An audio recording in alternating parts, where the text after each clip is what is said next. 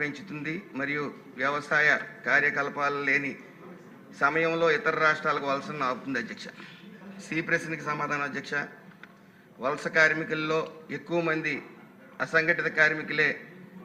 కార్మిక మరియు ఉపాధి మంత్రిత్వ శాఖ భారత ప్రభుత్వం ఆధార్తో కూడిన అసంఘటిత కార్మికుల జాతీయ డేటాబేస్ అయిన ఈశ్రమ్ పోర్టల్ను ప్రారంభించింది. అధ్యక్ష, eShram national career service NCS పోర్టల్లో అనుసంధానించబడింది. అధ్యక్ష, ఒక అసంఘటిత కార్మికుడు అతను లేక ఆమె విశిష్టత ఖాతా సంఖ్య యుఏఎన్ ఉపయోగించి నేషనల్ కెరియర్ సర్వీస్లో నమోదు చేసుకోవచ్చు మరియు తగిన ఉద్యోగ అవకాశాల కోసం శోధించవచ్చు.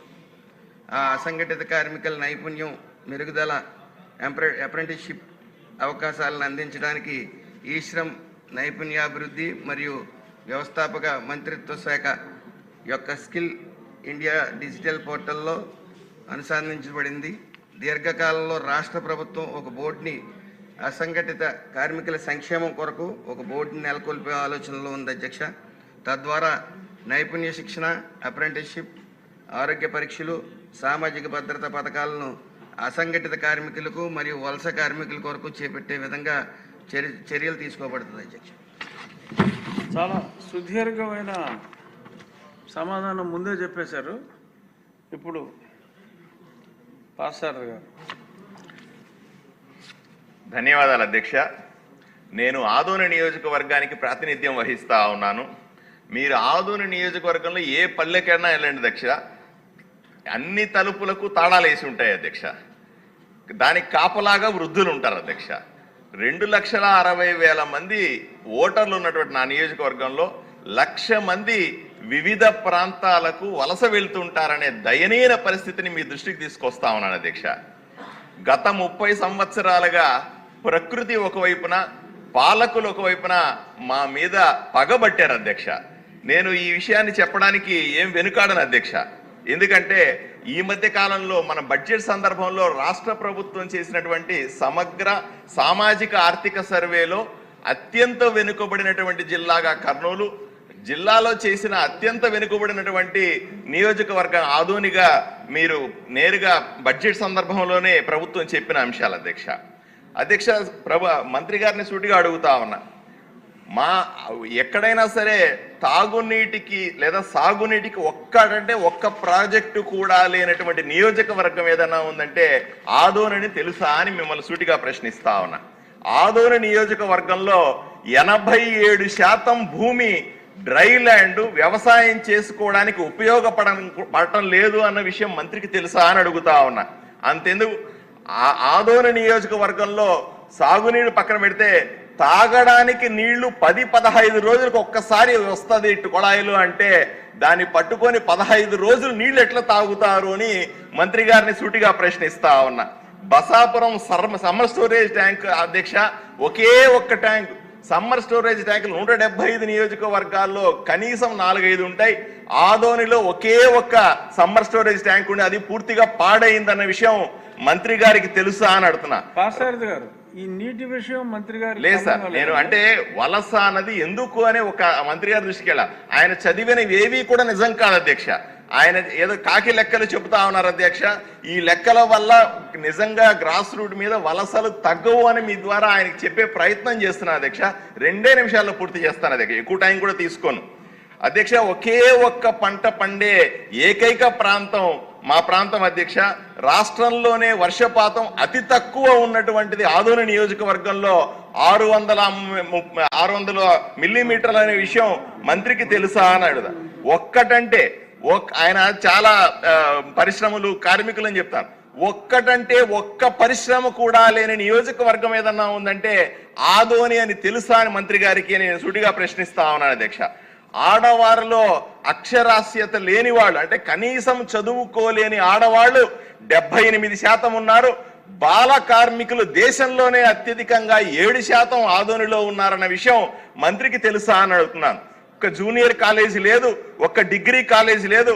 మీరు హాస్పిటల్లో 60% డాక్టర్ల వేకెన్సీ ఉందన్న విషయం మంత్రి గారికి తెలుసా అని అడుగుతా ఉన్నా. అంతేందుకు ఆరోగ్యశ్రీ ఉంటుంది అనుకుంటున్నారేమో.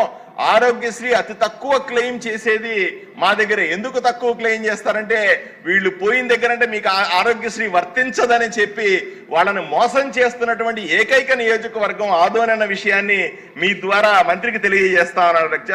రాష్ట్రంలోనే 2వ అతిపెద్ద మండలం అధ్యక్ష ఆదోని మండలం శాఖ. నేను ఈరోజు మీ దృష్టికి తీసుకొస్తున్నా, మనకు 24 మంత్రిత్వ శాఖలు ఉన్నాయి. అన్ని శాఖలని అడగండి అధ్యక్ష, అందరినీ మంత్రులను అడగండి అధ్యక్ష. రాష్ట్రంలో గత 30 సంవత్సరాలుగా అతి తక్కువ డబ్బులు ఖర్చు పెట్టి అన్ని శాఖల నుంచి కూడా అతి తక్కువ డబ్బులు ఖర్చు పెట్టినటువంటి నియోజకవర్గం ఏదన్నా ఉందంటే అది ఆదోని నియోజకవర్గం. 24 మంత్రులకి నేను 160 లెటర్లు రాశాను అధ్యక్ష. ఇప్పటిదాకా 160 లెటర్లలో ఇప్పటికి కూడా గ్రామీణాభివృద్ధి తీసుకోండి, విద్య, వైద్యం, రోడ్లు, ఏ శాఖనైనా సరే నిధులు రావట్లేదు. మా మీద పగబట్టారు అధ్యక్ష. దయచేసి మీ ద్వారా మంత్రులకి ప్రభుత్వానికి విన్నవించుకుంటా ఉన్నా, నిధులు విడుదల చేయండి. 30 సంవత్సరాలుగా వెనుకబడినటువంటి ఆదోనిని అభివృద్ధి చేయాల్సిందిగా మీ ద్వారా చేతులెత్తి మొక్కుతున్నాను అధ్యక్ష. తెనాలి శ్రావణ్ గారు. ధన్యవాదాలు అధ్యక్ష. కష్టపడి పనిచేసే వ్యక్తులు ఈ వలస కార్మికులు. మన రాష్ట్రంలో అసలు వలస కార్మికులు ఎంతమంది ఉన్నారనేది కార్మిక శాఖ దగ్గర ఉందా అని నేను అడుగుతాను. ఒక విషయం అధ్యక్ష. మరొక అంశం ఏంటంటే ఈ వలస కార్మికులు ఇతర రాష్ట్రాలకు వెళ్తున్నారు, ఇతర దేశాలకు వెళ్తున్నారు.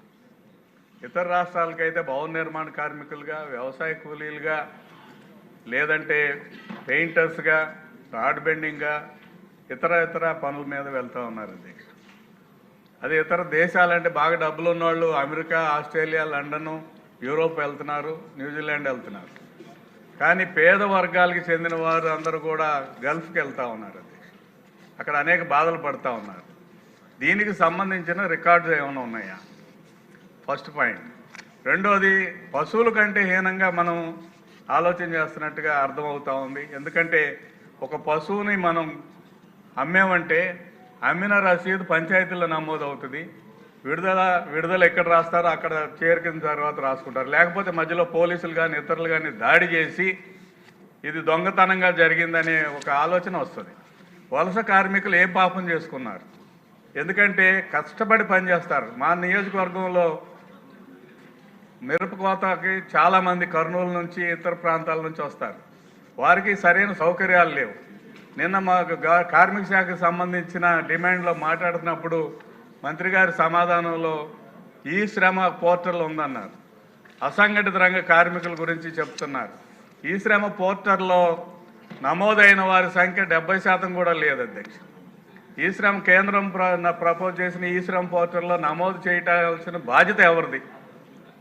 కార్మిక శాఖ ఏం చేస్తుంది? ఈ శ్రమ పోర్టల్లో నమోదైతే అట్లీస్ట్ ఇన్సూరెన్స్ వస్తుంది.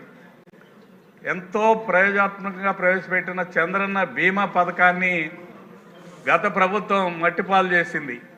దాదాపు ఎంతమంది ఉన్నారో తెలియకుండా పనిచేసుకునే ఈ వలస కార్మికులు ఏదైనా ఇబ్బంది పడితే, సపోజ్ ఒక భవన నిర్మాణంలో తెలంగాణలో కానీ, మద్రాసులో కానీ, కేరళలో కానీ ఈ కార్మికులందరూ కూడా వెళ్తూ ఉన్నారు.